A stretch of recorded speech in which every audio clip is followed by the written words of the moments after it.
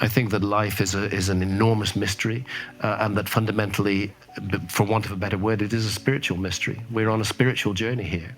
I think that the mainstream religions have narrowed that journey down into dogma and into creeds, where in most of the mainstream religions, most of the time, whether we're talking about Christianity, Judaism, or Islam, the Abrahamic faiths, the monotheistic religions, people...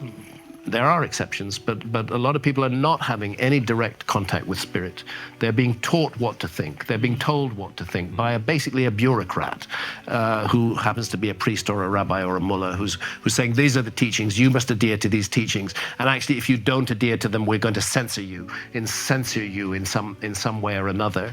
Whereas a spiritual experience is direct contact with the quote-unquote divine. Which is not necessarily some old bad-tempered guy sitting up on a cloud. Far from it, as a matter of fact. In my view, that is a misrepresentation of what spirituality is.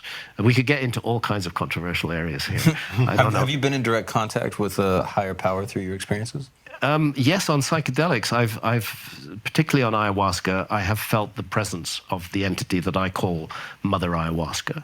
You felt the mother. I felt the mother, and I felt her teachings, and I felt grateful. What was that like? In the most compelling case, she took the form of an enormous serpent who wrapped herself around my body. Serpents always coming back to They're serpents. always coming back. And Mother Ayahuasca often takes the form of a serpent, sometimes takes the form of a jaguar, sometimes takes, not the motor car, right. The puma, and sometimes takes the form of a human being.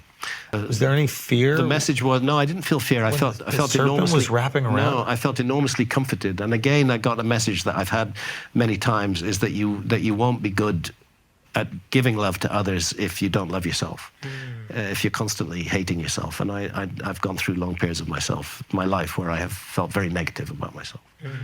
So that, that was a positive experience for me. I would say every experience I've had with ayahuasca has been positive. Even the most challenging ones